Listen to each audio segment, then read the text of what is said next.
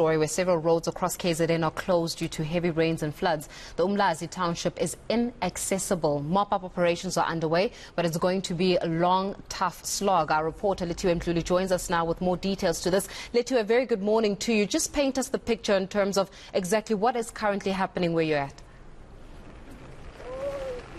Well, Faith, Umlazi township still remains inaccessible because of the damage that was caused by the floods on Tuesday. I'm just going to ask my colleague to show you what the roads look like. So we've decided to start off in Umlazi this morning because the last time I was here was on Wednesday morning, and this was the situation. It still looked like this.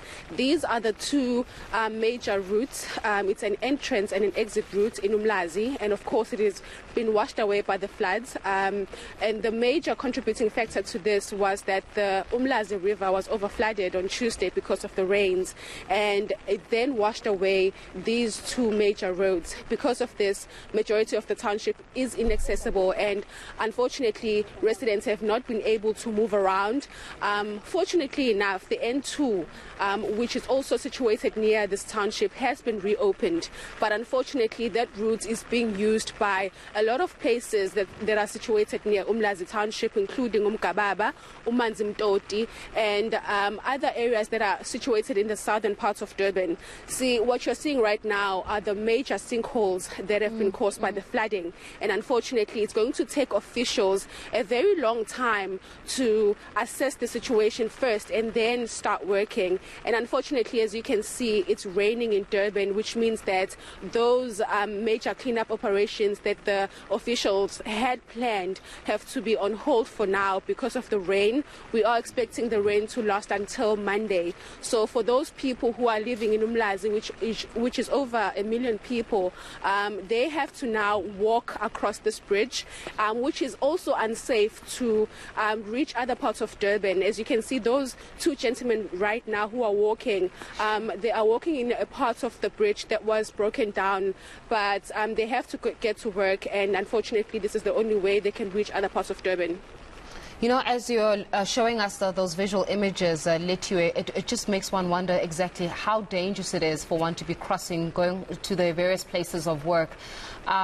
Any word from just officials around the area just speaking about what is going to be done right now? Are they waiting it out until Monday, until the rains have stopped or subsided a little bit before they can actually intervene?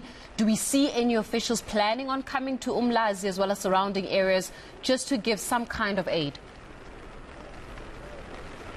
Well, Faith, because the township has been mainly inaccessible over the past few days, officials have not been able to make their way to this township. But yesterday, we saw the Minister of Kokta, Zuma, making her way to Umlazi. She was able to speak to a few families who were affected by the floods.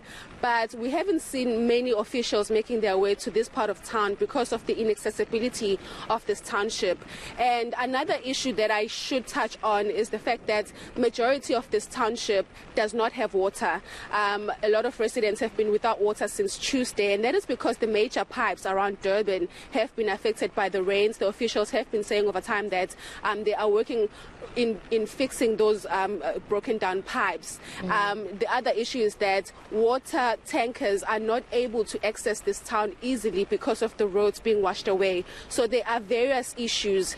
They have not said whether they will continue with the cleanup operations this weekend because of the rain, but what I can tell you is that we haven't seen any officials on the roads, which means that it might mean they have put this cleanup operation on hold until the rain stops on Monday, and then they will get back to it.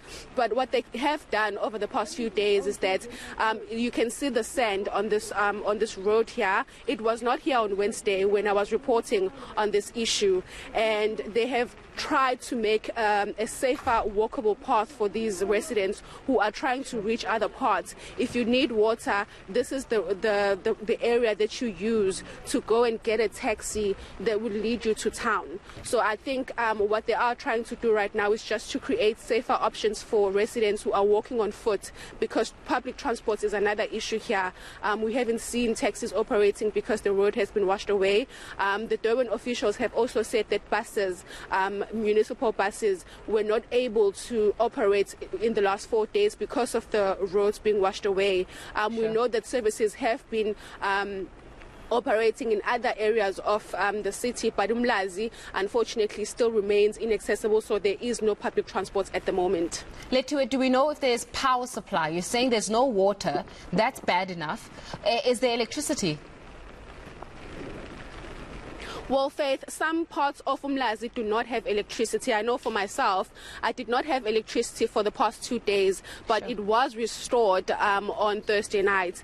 Some people in the southern parts of the city still remain without power. But fortunately, majority of the places do have power. It's just that the water right now is the major issue, with a lot of people just needing drinking water. And we've seen a lot of residents in Inanda as well, in Kwamashu as well, where they are using those broken down pipes that are still releasing some water to get that water. A few residents in Umlazi, I've seen them just walking towards those broken down pipes that are still releasing water as well. And unfortunately, because the water tankers are unable to access the town, it's going to be a very long period for these residents without water. Lethiwe, we'll leave it there for now, but thank you very much for giving us that report in terms of what's happening in the areas such as Umlazi, as well as individuals and residents are trying to contend with the fact that there is no power supply in some areas, there is no water that's been affected because of the pipes and because of the flooding. But yeah, the visual images that you're just seeing there on your screen just paint a harrowing picture of the realities that some residents have to go through this morning. It actually makes one feel quite sad knowing that we're in our studios in Hyde Park. We've got electricity, we've got, warmth and shelter, but there are some residences in parts of this country where that is not even a luxury. That's not even a right for them at this moment in time. So we'll be giving you more information regarding just some of the developments that are happening in KwaZulu-Natal, and maybe even just some word around how is help getting to those places where they are deemed inaccessible. When it's inaccessible, that means people are potentially trapped. Lethiwe Mdluli there giving us the latest. We're going to go